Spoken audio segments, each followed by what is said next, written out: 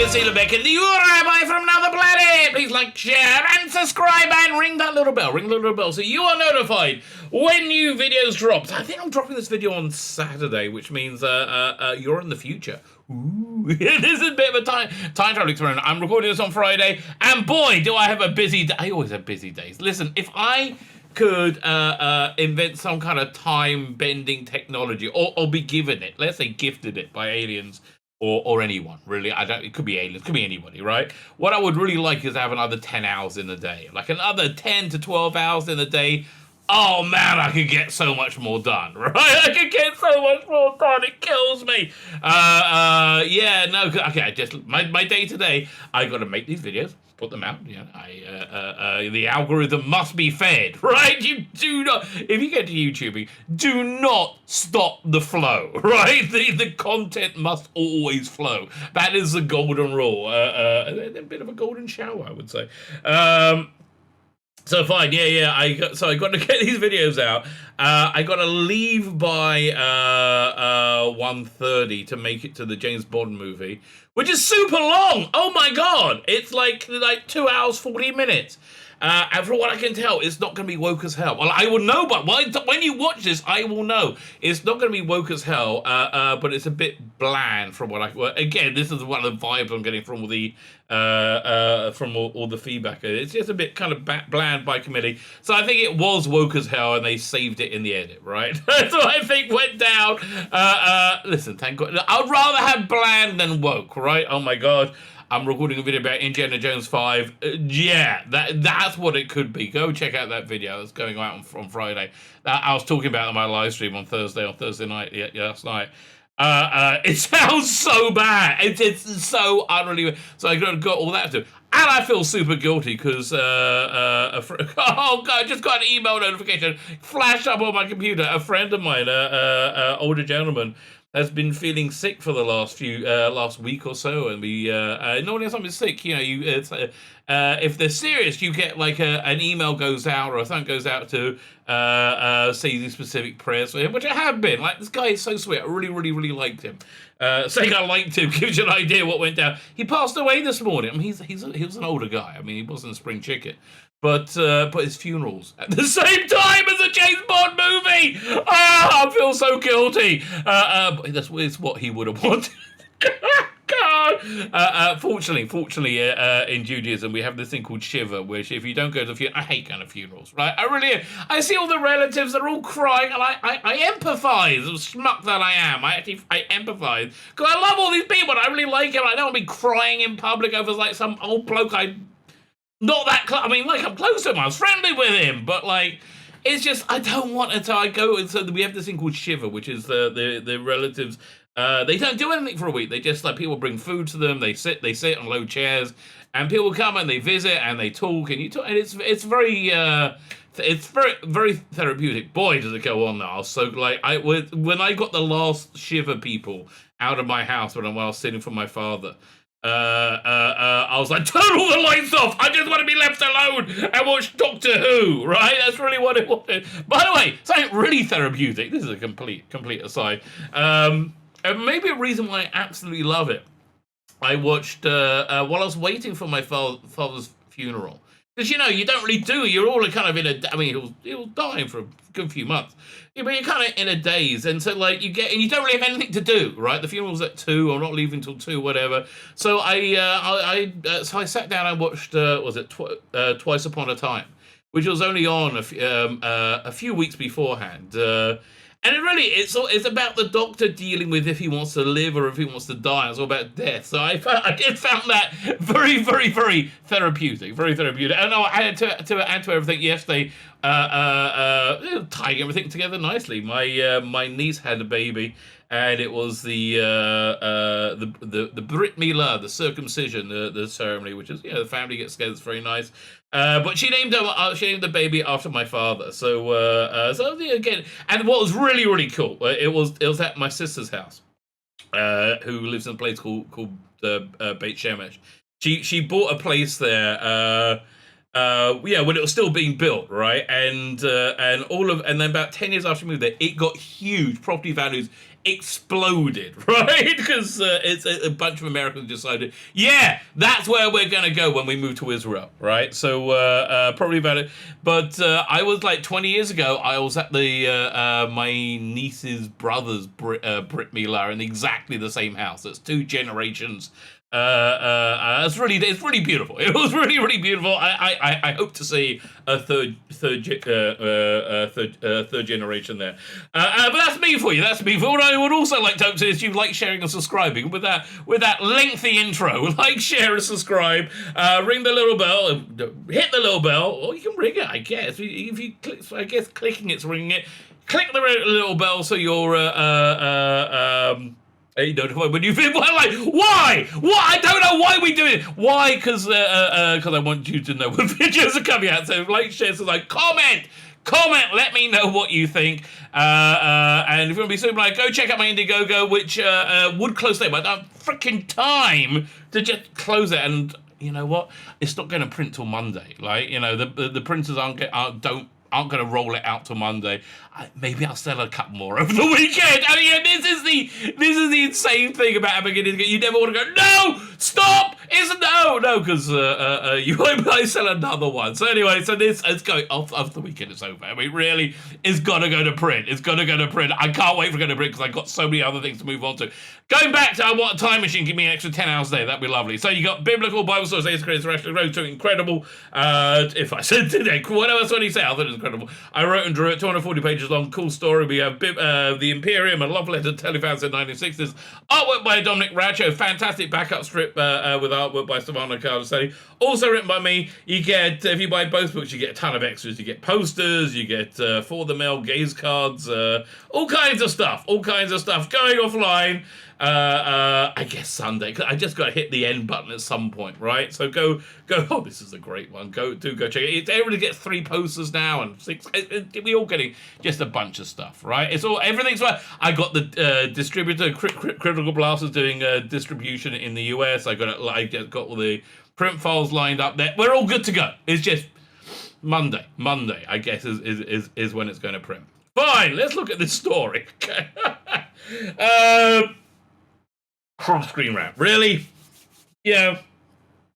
I have to say, the one thing I admire about Screenrant is it never gives up, right? Never surrender, never give up, never surrender. What was that line from Galaxy Quest? That's Screenrant. They don't care how unbelievably bad they are at understanding anything about Doctor Who, right? That doesn't bother them. That is no barrier to entry for them. They're like, yeah, we don't understand it at all, and we are going to keep talking about it because we're morons, right? So they've been telling us the Timeless Child is groundbreaking. It's fantastic. It's fantabulous. It's the greatest thing ever. And now they say how Rusty Davies can fix Doctor Who's Time Lord Child mess. Really? It's I can remember a month ago. It's not that long ago. It's unbelievable. Years and years and years, people like this have been telling us that we're bigots and racists because we said it's a mess. And now they're like, oh my God, I'm looking at Jodie Whittaker's picture here that I don't know why she thinks Smug is Doctor Who. I mean, she's so clueless about this character. It's unbelievable. Returning Doctor Who showrunner Rusty Davies could have his hands full paying off Timeless Child's story during the 14th Doctor. You know, I imagine Rusty Davies was going to take care of the Timeless Child much like Capaldi would have taken care of that Dalek in, what was it, Resolution. Which should have been Resolution of the Dalek, I guess. It's like, if that was a Capaldi story, right? Capaldi would have been walking around the TARDIS console with a cup of tea in hand, glowering. And he would have going, boom, boom, press cut buttons, boom, they would have been gone. Nothing. No problem whatsoever, right? In fact, I wrote a short story once where the Seventh Doctor goes and cleans up some of the mess of Jodie. Who they kind of treat like a Valiard type character, like a rogue incarnation. Not because she's evil, she's just stupid. Destructively stupid. Fine. So how? Okay, you know what? I'm just intrigued. What? Where are they going with this? Right? What is this? There are a few approaches Russell Davies can take to repairing Doctor Who's time and child convolution. Where were you a month ago? God.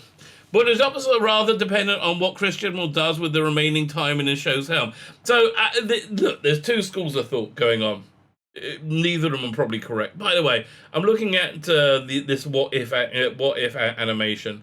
And I just think it wouldn't be great. It's over here. Wouldn't it be great to have a Doctor Who animated series with this style of animation, like with previous Doctors? It could be huge, right? I don't know. For me, anyway, I would have liked it.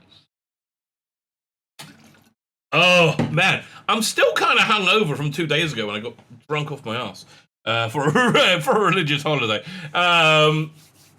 So convoluted, but his options are recommending what Christian does with the main home of the hell. So there's two schools of thought. One that it's going to be just put back in the box, right? Doctor Who's going to be put back in the box for Russell Davies to start over. It's going to be like the playing field will be leveled. That's very, very, very probable. It feels to me this could have been like a hostile takeover rather than the BBC coming and begging Russell Davies. Maybe again, none of us really know unless Russell T Davies is watching this video. Which, if you are, I'm a bit psyched, mate. I'm a bit psyched. Oh, just imagine.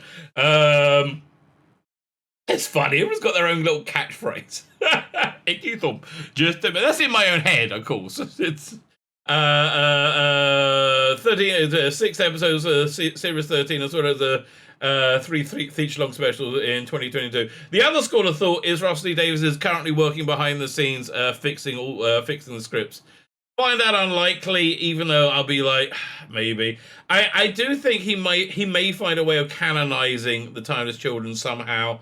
I really don't know. Okay, none of us know. We're gonna find out. We're all gonna find out. Except for so there isn't a lot of time left to right the ship, which means the task may ultimately fall on Davies. Listen, this is how the time is left.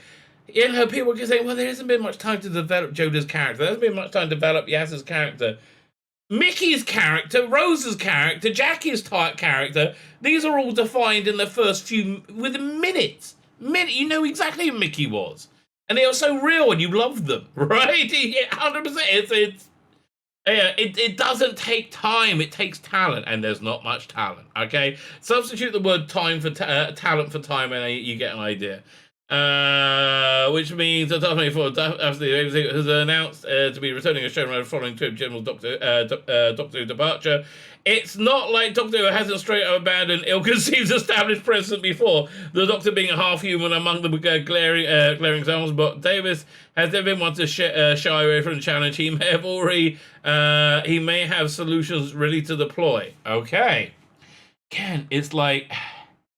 It's the cowardice of these types of articles, right? That they're like, let's just go with what the prevailing winds are. Why not actually have a thought, right? Have an actual thought and stick with it and go with it. Wouldn't that be nice, right? No, that'd be scary. Again, my live stream last night, my point over and over again is, why don't people just make new things?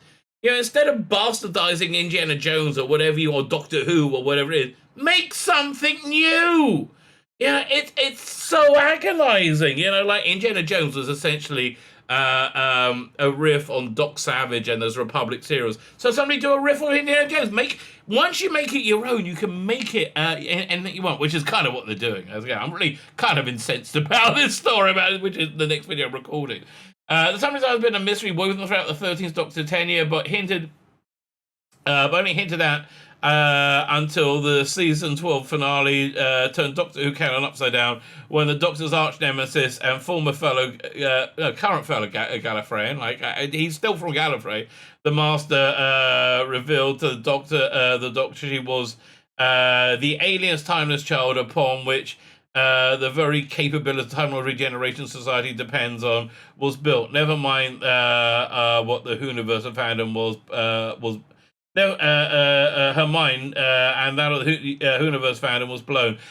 Listen, yeah, this was like I was on board with the final season of Game of Thrones right up until the last episode. Where I was like, oh, bloody hell! I was hoping you do the pull out, the Death Spiral there. No, No, not at all. Not so much.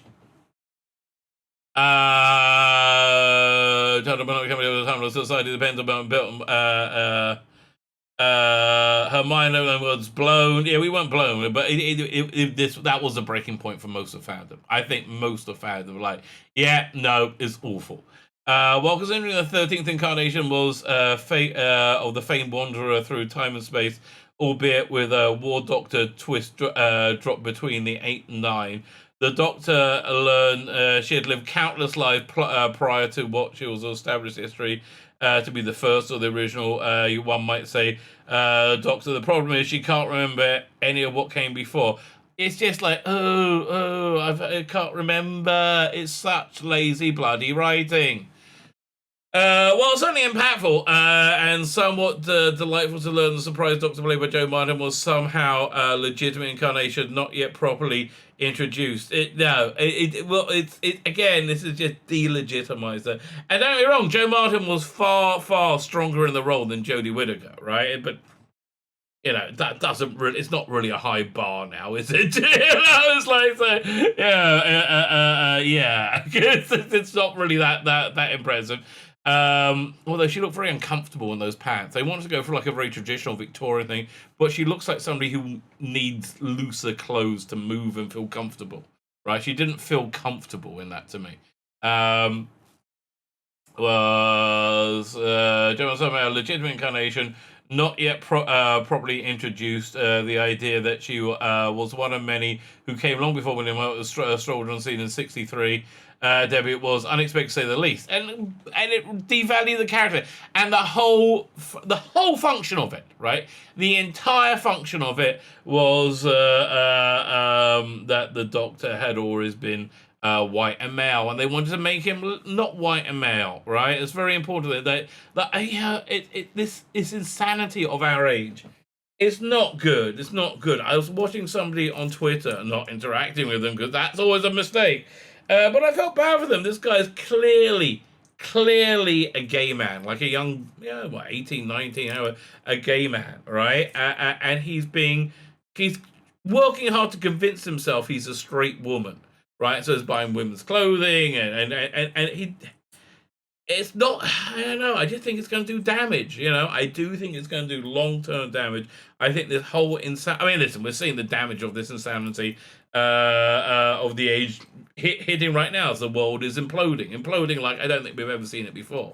But it's going to be much more profound. Like, how many straight people out there are having same-sex relations because they don't want to be a bigot? And there's got to be a lot of kids out there doing that. Oh, God, man. It's going to mess you up, okay? That is going to mess you up. Anti-idea Doctor isn't actually from Gallifrey, instead has unknown origins and the capability of seemingly perpetual regeneration. There's a lot to unpack. Again, perpetual regeneration means everybody's a Doctor, right? It means nobody's a Doctor. It means there's no specialness to the character. And again, this is why I have absolute confidence in Russ Lee Davies to pull all this together. Because I think he can think this through. And I've seen him think things through before. I don't think Chris Chibnall can think this through because he's not very clever. Right? That's really the bottom line. He's just not very clever. Not all of it good. Lots of unpack. Not all of it good. It might have been Chibnall's hair before putting pen to paper. Fortunately, Russ Lee has improved his skills since departing Doctor in 2009, and if interested, could easily make the Time Lord downright fantastic. Okay, fine. Okay, you got my interest. And look, this is really the only way for him to move up in his career right now. In that, if he can take a franchise and turn it around and save it again, not just bring it back, but actually save it, he could be brought in to like Star Trek, to Star Wars. This is giving his CV a lot of employability to very, very, very, very wealthy people. It's only understandable why Chibnall went for the Timeless Child arc. Yeah, it's a stale idea he's had since he was a kid, and he didn't want to let it go. He wanted to, again, dilute the white maleness of the character completely away. It was his type of Doctor Who is doing Doctor Who karaoke. He sees what's worked before in the modern era and rips it off badly, right? Badly. That's essentially what he does. It's certainly understandable why Tim wanted the time to show up. Not only was he trying to shift the narrative from the previous two showrunners, Russell Davies focused series on companions' evolution, and Stephen Moffat centered around the wrapping up of the mystery of the companions. Yeah, it's a bit simplistic, but okay, fine. But he created the concept that allowed the Doctor to become a mystery once again. It's arguable that after 37 seasons and multitudes of specials over 60 years, there wasn't a lot left to discover about the Doctor and the concept of it. But, you know, you don't need to... Here's the thing. Dwelling on the Doctor is not necessary for Doctor Who. I mean, I like it a bit, right? I do like when he goes back home and he goes to Gallifrey. I like that a bit, right? But essentially, he's out in space righting wrongs, new place each week, right? That's a new place each story. That's really what should be going on. Man, that was forward before I started this video. I must still be hungover. Okay, fine. Throws a wrench in the let's discover about Doctor, and the concept of the style throws a wrench in that fact by creating an enigma around the Doctor's very existence. Admittedly, this is a cool concept, at least on paper. Okay. Yeah, I think it would have been cool if it wasn't so clearly ripping off so many things, the War Doctor especially. And it's fun going on origin story, but it's like making William Hartnell not the first Doctor and like Doctor 15 billion. It was a bad idea. I'm sorry, it devalued the character. Fine. The problem, however, is what strings get pulled there is when strings get pulled, there's a lot of flies in the face of an emotionally heart-wrenching stories. Fans are greatly invested. Yes, because it wasn't thought through. You know, it is far more egregious than something like Mordred Undead, which at least had a good story in the middle of it.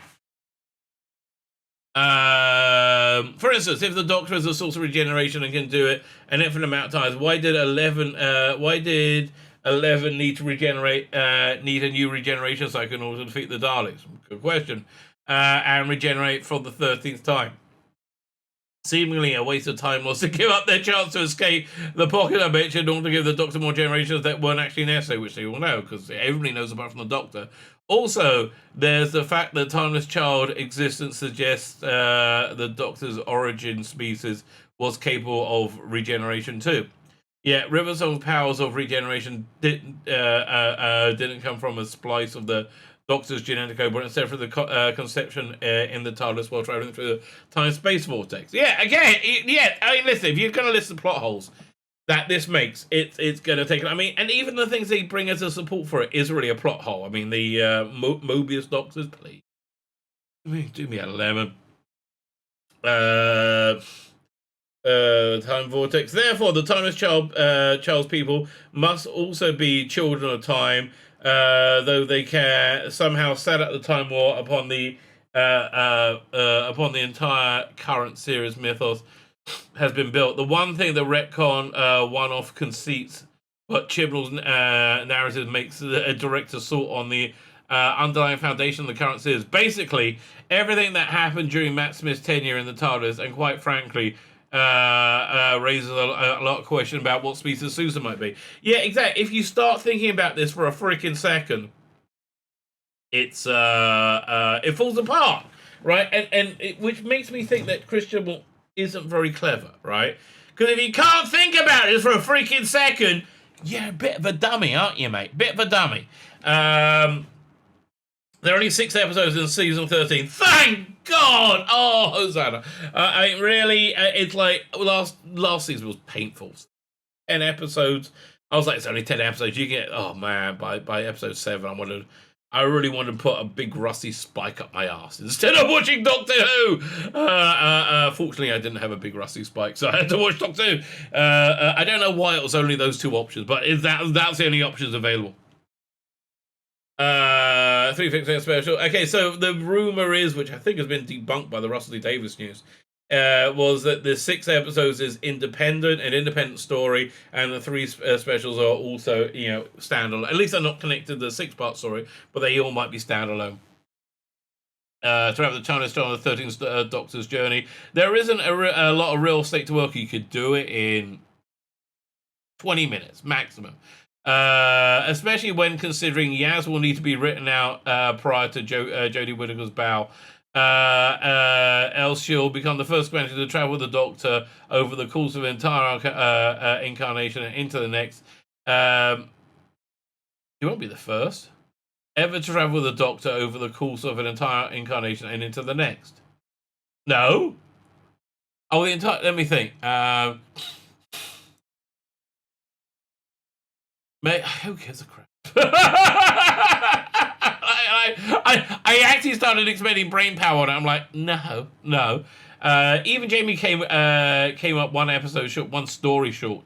The Patrick Troughton's second Doctor era. By the way, I'm in the middle of watching Evil of the Daleks. It's freaking awesome. I'm telling you, that story is so Russell T Davies. It's like it's plucked out of the Tennant era. I can't wait to finish it so I can do a review of it. Really, because I've listened to it before. Look at that Tom Baker narration, written by John Nathan Turner.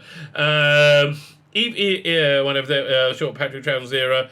And Rose doesn't count because the Ninth Doctor was around for a minute, albeit off screen, before meeting her in the... No! Then Rose does count. Pfft, shut up, idiot. Even though I'm agreeing with him, amazingly. However, you haven't given your idea yet on how he can do this. Oh, it's saying he should do it, but can you hear?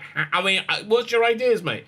However, given the fact that all 6 episodes of season 13 are connected to one story, it could very well that Chibnall realizes a lot of ground to cover in a short amount of time, and Whittaker's final season will all be about Timeless Child. I think that's actually the case, right? I think that's quite possible.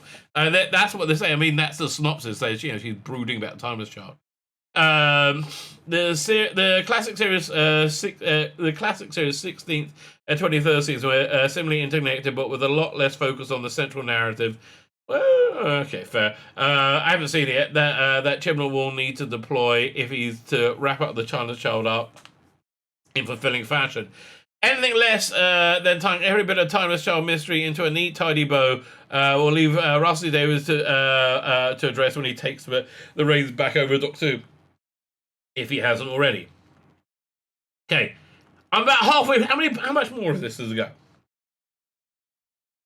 Oh, yeah, there's a fair amount. You got 1, 2, 3, 4, I think 5 paragraphs, right?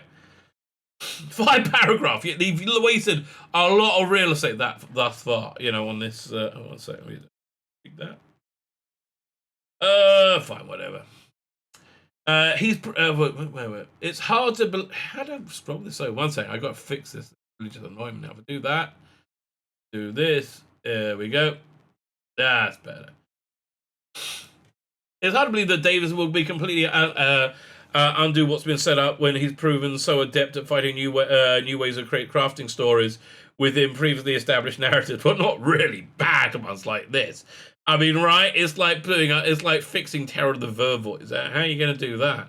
It's like, no, those bad special effects were just hallucinations. The weird thing about Terror of the Vervoids, by the way, when they did a special edition on the Blu-ray, they recreate the special effects exactly the same. Those are just really bad. I don't understand it at all. This is the same showrunner who brought back Sarah Jane Smith and Davros from the original series, creating a mystery in the time while presenting questions about the Doctor's exact role, what happened in Gallifrey, without entirely abandoning previously established history. In short, he did exactly what Chibnall tried to do with mixed results. I think he had overwhelmingly successful results. On his saying with Chibnall did it with very mixed results. No, he had overwhelmingly failed results. In short, he did exactly what Chibnall tried to do with mixed results, so he may very well relish the challenge of exploring how to best apply a mystery by the mystery of Timeless Child to the universe he so painstakingly resurrected in 2005. I'm telling you, he can do it in 2 lines. And I don't know how, but he can. But this guy doesn't know how either. He's also done a fair share. They say he could. He's saying he's got the. This is the point of this article, saying, oh, you can do it. You got the talent. Yeah, we know. Is it worth it? It's also done its fair share of Doctor Who retcons, including bringing Rassilon back from the dead so he could preside over the Time War itself. That wasn't such a retcon. The difference is, once again, that this retcon fits completely with the story he was telling. Rassilon was based in a tyrannical goat of time Lord royalty, and made a complete sense he would be the leader of the Gallifrey resurrected when abandoning principles of non-interference in order to wage a full-blown interstellar war across time itself. It would be well within Davies' wheelhouse to take the ingredients of the TARDIS child, establish the achievement, and create something of his own. But why? Fine. Okay, please, I'm begging you. Give me your idea, and I don't think you have any, all right? If I'm this far into the article, I don't think you have any. Rusty Davies' skillful hands shepherding the timeless child journey could be a fantastic feat of character exploration. The idea that Doctor isn't just a simpleton child. What was he, a simpleton? What? Simpleton child of Gallifrey? What? No, he was never a simpleton. I mean, until Whittaker became Doctor Who, I guess, but he's never simpleton. But instead, a cornerstone of timeless society rather than a compelling, rather than simpleton, a irrelevancy. However, when Chibnall's rollout was less than stellar, it was about as good as his rollout of Yaz's mental problems. And the resolution, I feel a bit socially awkward. Man, I would love, please, I love to be able to travel time and space invisibly. So I can see the look on Chris Chibnall's face as he writes that. Like, I feel a bit socially awkward. Oh, that's going to make all the socially awkward people feel really okay. Oh, heroism's a bad thing. Oh, God, damn this. A compelling hook. Okay. However, when Chibnall's rollout was less than stellar, Davies could dig deep in and create something compelling. For a wanderer traveler with new purpose, find out who they are and where they're from. Yeah, but why? Again, why?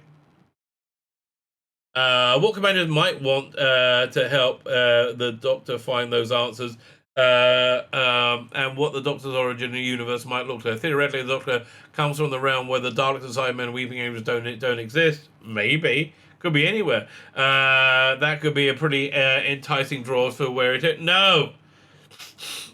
Listen, Doctor Who works best. Rusty Davies proved this when you do 70 to 80% new material and 20 to 30% classic. You need the Daleks. I'm sorry. You need these things, right? These touches of the past. That's part of Doctor Who. The Doctor's family takes on new meaning. Oh, God. You say if he fixed it, it'll be good. So this whole article is said, Rusty Davies can fix it and it'll be good. Really? Okay, I put half hour into this and to find out that you really were going nowhere.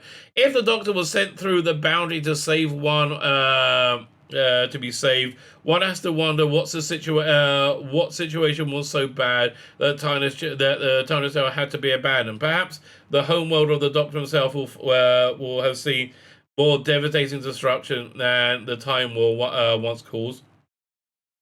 There will be civilization still picking up the pieces, and aspect of the Time War never got explored. Okay, fine, so you could do it. Given Davies an expert writing emotional, character-driven pieces, there could be a lot to work with. The time, but why? Why? It's garbage. I'm sorry. Yes, you can polish a turd, right? Yeah, you can. No, you can't. Doctor Who, under his guidance, answers regarding the secret agency, the future of Doctor. All of this is shit. Really? All this is really... why don't there be a season focusing on the Valiar's megabyte modem? Hey, how about that for a plan? Would you like that? No, it was shit. Leave it alone. Oh, my God. Clearly the Doctor has learned something that resulted in having all the previous memories erased. Yeah, Ken. No, it's not canon. Give it up, mate. It's not canon. He's saying, this is canon. We can fix it, right? We can fix it. It's not canon. Don't worry about it. In which case, perhaps all the answers are waiting for within the Doctor already. Oh, God. Okay, we're on the last paragraph. If you don't have any like real gold coming out of this paragraph, I'm a bit pissed off. There are a lot of questions posed by Doctor Who's revelation of the Timeless Child. It's hard to believe that Chibnall will be able to wrap up everything neatly. Yeah, no, of course he won't be able to do anything proficiently. How do you know that? Because he's Chris Chibnall. Okay, that's your clue in the sentence. Because he's Chris Chibnall. Everything neatly, which would be a good thing. Russell T Davies take over just in time for the new Doctor's new first season that ramps directly into the 60th anniversary. The 14th Doctor initial journey is all about discovering who they are, where they came. No, just cut away this baggage. Those answers could culminate in some explosive yet satisfying revelations with a multi-Doctor diamond celebration. God, no, fan wankery. Although Russell Davies does fan wankery. I mean, Davros, you know. I was kind of sad that in the Moffat story where they had, was it Davros is dying, Wizards of Frentis or Wizards Familiar, you had that like snake guy. That snake guy wasn't the Mara. That would have been so cool. If anyone can weave threads together, such as challenging expectations, it's certainly the man who transformed Doctor Who from a dead franchise into the mainstream programming known the world over. Yeah, no. Bollocks, mate. I'm sorry. This is just pure, unrelenting bollocks. I don't know what to tell you. It's just bollocks. It's not going to happen. It's not going to happen. But, you know, listen. Keep on trying. Never let your complete abject failure make you think that you can't succeed in anything. Unless, you know, you want to in any way connect to reality. My name is Tzvi Lebetkin, you are Rabbi from another planet. Please like, share, and subscribe. And ring that little bell. Ring the little bell so you're notified when new videos drop.